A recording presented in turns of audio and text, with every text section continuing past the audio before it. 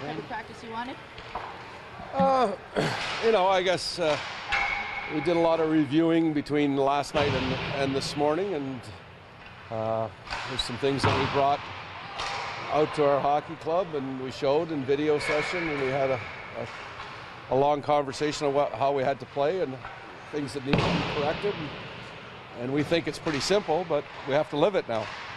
I was just going to say, was the conversation give and take, or was it more you're breaking down the film and telling them what you see? When you review video, it's one of the things what's happening out there, and in the situation that you provide your players.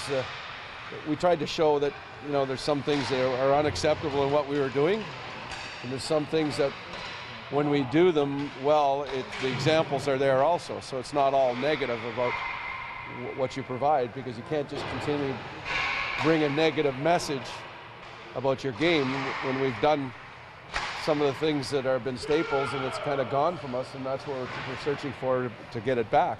It's not panic, it's reality. And, you know we can play to a higher level than we've played in the last, I would say, 9 periods of hockey.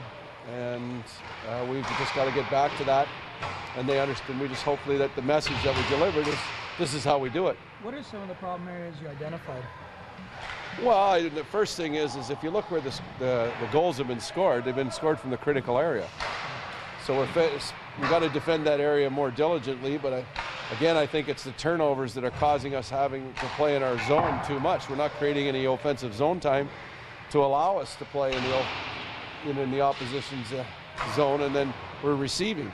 And a lot of teams play the same way, and we're no different. We have a template that's very close to the teams that we play against, and everybody pushes their D-men down the wall. They want to keep the opposition in their zone as much as possible, and we're no different, but we haven't done a very good job in the neutral ice getting through what other teams have provided as far as a set defense, if it's a trap or if it's a 1-3-1, whatever system they put in place in the neutral ice.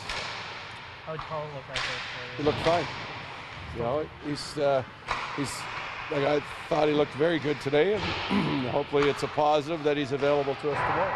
Do you remind the group at all of the way that you were able to dig yourself out of the 5 skid in March, the way that you were able to? What we try to do is we're trying to deliver the message that this isn't a panic situation. This is a situation that it's easily correctable if we do some things that we've done before. Really, that's really what we're asking. We're not asking them to step out and do something they're not capable of doing or they haven't done for this hockey club before. And that is really as neat and tidy as I can explain it for you. When Gunnarson's healthy, what does he bring? He's in our top groupings a defenseman, and he's brought consistency. And I think he's been a big part of our defense as far as puck moving. He plays the second unit on the power play. He plays with logs huge minutes with Phaneuf.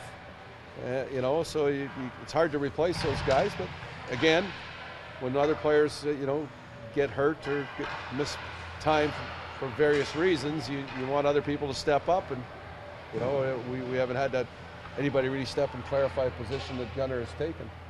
Are those turnovers emblematic of guys maybe trying to force the issue and do it themselves? The turnovers are obviously that you can classify them as a couple of things. There always is that element of playing as an individual and trying to do too much. There's another element of maybe the play was there for an offensive player to try that in that situation. And the other one is what the coaches call brain dead. So there's 3 categories. I don't know where you want to put them. There's ample supply of each. Is Gunnarson's injury something he's been playing with all year, or is this a new thing?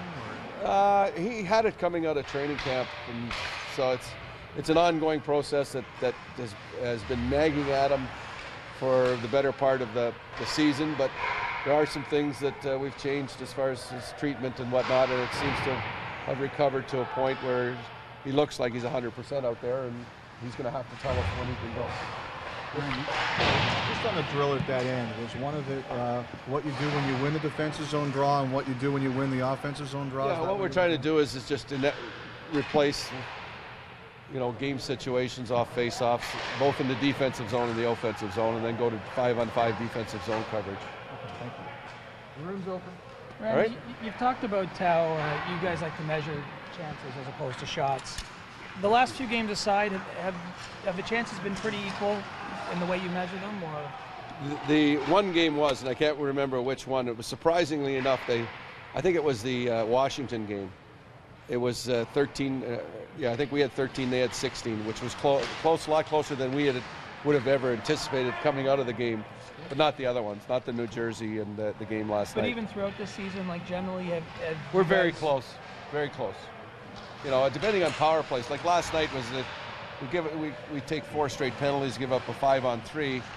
The scoring chances are going to get ramped up, and we did an excellent job killing the 5-on-3, and we thought we'd get energy from that. And that's normally what happens, but we didn't last night.